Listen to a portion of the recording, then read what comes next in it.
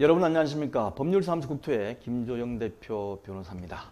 25년간의 약 250여 개 추진위 조합의 자문 또는 소송을 수행한 경험으로 말씀을 드리겠습니다. 자, 주기과열지구 조정대상 지역의 일부가 2022년 7월 5일부로 해제가 됐습니다. 그러면 이것 때문에 지금까지 제한을 받은 게 있다면 달라지겠죠. 마찬가지로 그 제한도 해제가 됐죠. 거꾸로 얘기하면 투기과열지구하고 조정대상 지역으로 지정이 되면 무엇이 문제가 되느냐 하고 똑같은 맥락입니다. 그래서 이것도 같이 함께 보시면 되겠습니다. 먼저 2022년 7월 5일자로 지정이 해제되는 투기과열지구와 조정대상 지역을 한번 보겠습니다. 투기과열지구 해제는 대구 수성구, 대전 동구, 중구, 서구, 유성구, 경남 창원의 의창구가 해제가 됩니다. 그 다음에 조정대상 지역으로는 대구의 동구, 서구, 남구, 북구, 중구, 달서구, 달성군, 광역시에 군이 있는 데가 있습니다. 군. 그 다음에 경북 경산시, 전남 여수시, 순천시, 광양시가 해제가 돼요. 그래서 7월 5일부로 남아있는 것은 서울의 전 지역과 경기, 과천, 성남, 분당, 광명, 하남, 이렇게 경기도 일부, 그 다음에 인천, 그리고 지방은 세종특별자치시만 투기과열지구로 남아있고 나머지는 다 해제가 됐습니다. 그래도 여전히 43곳이나 많아요. 그래서 밑에까지 보면 이렇게 쭉 있으니까 필요하신 분은 이걸 동영상을 스톱시켜가지고 한번 보시면 되겠습니다. 다시 한번 제가 보여드릴까요? 지금 7월 5일 기준으로 남아있는 것은 투기과열지구가 이쪽, 조정대상 지역이 이쪽, 그렇게 되어 있습니다. 그리고 만약에 투기과열지구가 조정대상 지역이 무엇이냐는 것에 대해서는 별도로 제가 강좌를 올려놨으니까 한번 보시기 바랍니다. 정확한 건 굉장히 숫자를 계산해야 되겠지만 이런 식으로 정부에서 정하는구나 라는 걸 제가 별도의 강의로 올렸습니다. 자, 그러면 지정된 경우에 도시정비법상 받는 제한사항이 뭔지, 거꾸로 해제되면 그동안 받았던 제한사항 중에 뭐가 풀리는지 그게 궁금하시지 않습니까? 일부 아마 내일쯤 되면 벌써 발표가 됐으니까 와, 우리 지역 풀렸다, 이제 나는 괜찮겠다, 집값 오를 수 있겠다, 뭐 이런 생각을 가지고 계신 분이 계실 거예요. 자, 이거는 법령 해설집에 정확히 나와 있고 제가 해설까지 달아놨습니다. 그래서 이전 놓고 일단 정비사업 법령 해설집을 한번 보도록 하겠습니다. 첫 번째, 조합원 지비 양도 제한입니다. 도시 및 주거환경정비법 39조 조합원의 자격 등 2항에 보면 주택법에 따른 투기과열지구로 지정된 지역에서 재건축 사업을 시행하는 경우에는 조합 설립 인가 후, 재개발 사업을 시행하는 경우에는 관리처분 계획의 인가 후 해당 정비사업의 건축물 또는 토지를 양수한 자는 제1항에도 불구하고 조합원이 될 수 없다. 뭔 얘기죠? 투기과열지구로 지정이 되면 재건축 사업은 조합 설립 인가 후, 재개발 사업은 조합 설립 인가, 그 다음에 사업 시행 계획 인가, 관리처분 계획 인가를 받거든요. 그 관리처분 계획 인가 받은 후, 좀 더 뒤죠. 후에 양도 양수를 못한다.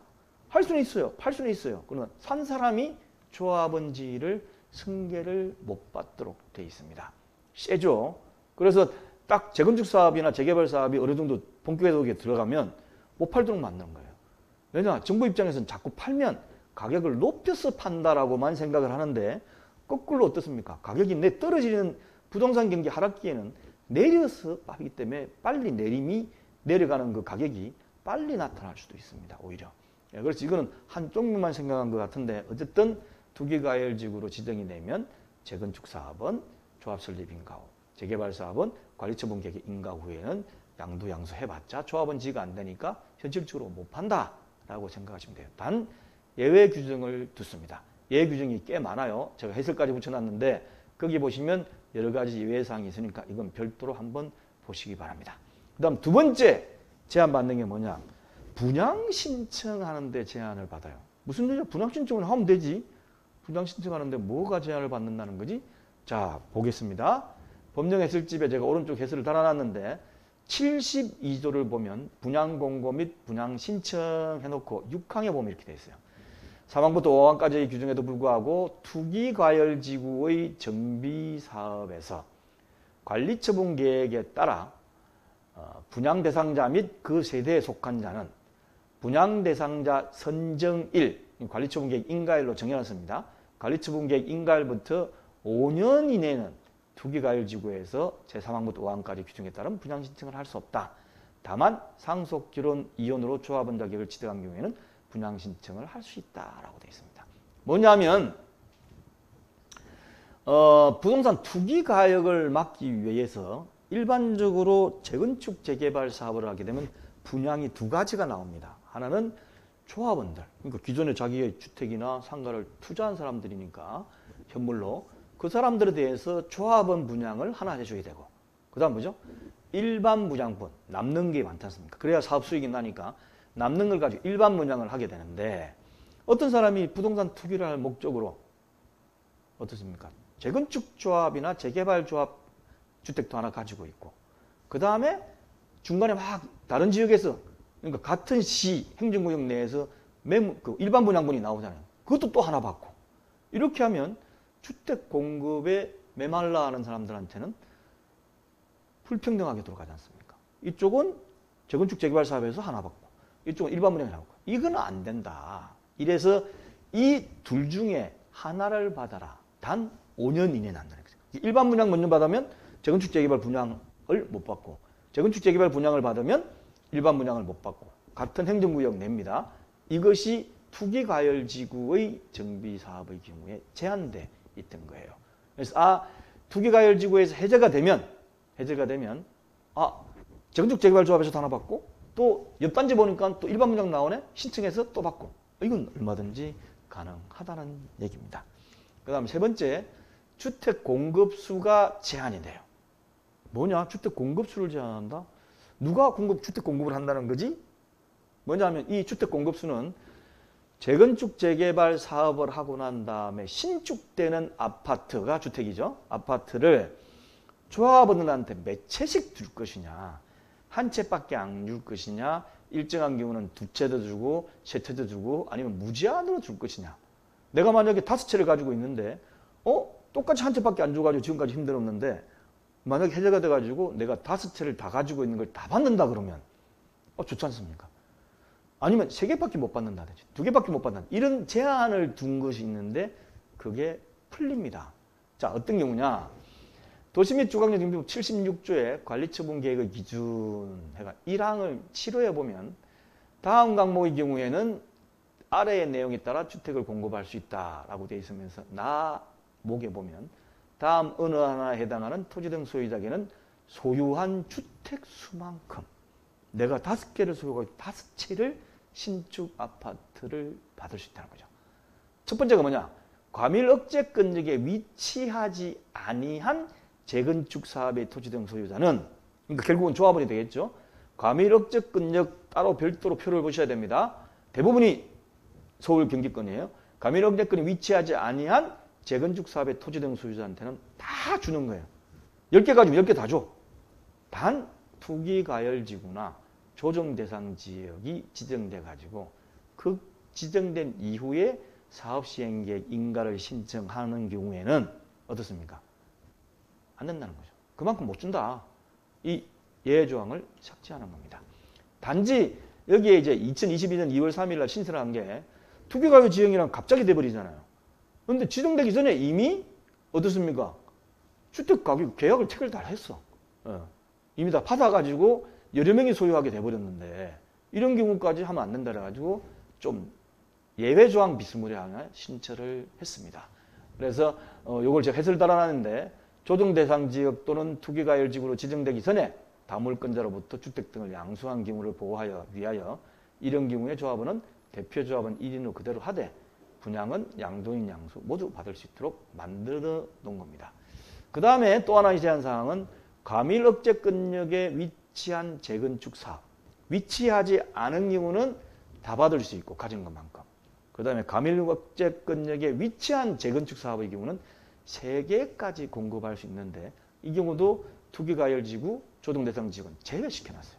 근데 이번에 풀려버리면 재건축 사업의 경우에 내가 과밀억제권역에 위치하지 않은 경우는 3주택까지 공급할 수 있다.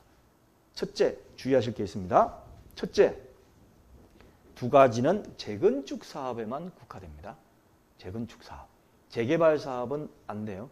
재건축 사업만 국한돼가 있다는 거 반드시 염두에 두시기 바랍니다. 예, 아시겠죠? 예, 그래서 이 경우 외에는 재개발의 경우는 뭐 더 받을 수 없습니까? 근데 일단 이렇게 돼 있어요. 자, 그러면 요약해서 정리를 하겠습니다. 제 강의를 들으시면서 그렇구나 그렇게 하면 남질 않으면 안 되겠지 않습니까? 그래서 요약을 정리해드립니다. 첫 번째, 투기과열지구 조정대상지역에서 해제가 되면 첫째, 조합 설립 인가가 된 뒤에도 계속해서 양도가 가능하고 양수인은 조합원지를 양수한다. 그러니까 팔기가 수월하죠. 예전 같은 경우는 투기과열지구 조정대상 지역에 묶여 있을 경우는 팔았다간 새로 산 사람이 현금청산자가 되기 때문에 팔리질 않아요, 현실적으로. 근데 이제 매매가 가능하도록 됐다. 두 번째, 같은 행정구역 내 시 또는 구는 똑같습니다. 재건축 재개발 조합은 분양하고 일반 분양을 동시에 못 받도록 되어 있었는데 5년 내에, 이제는 5년 내에는 둘 중에 하나만 받을 수 있지 둘 다는 못 받는다. 세 번째, 과밀억제권역에 위치하지 않은 재건축 사업은 기존에 소유한 주택수만큼 다 받을 수 있고, 그리고 과밀억제권역에 위치한 재건축 사업은 세 채까지 받을 수 있다. 한 채 가지면서 세 채를 받는다는 거 아닙니다.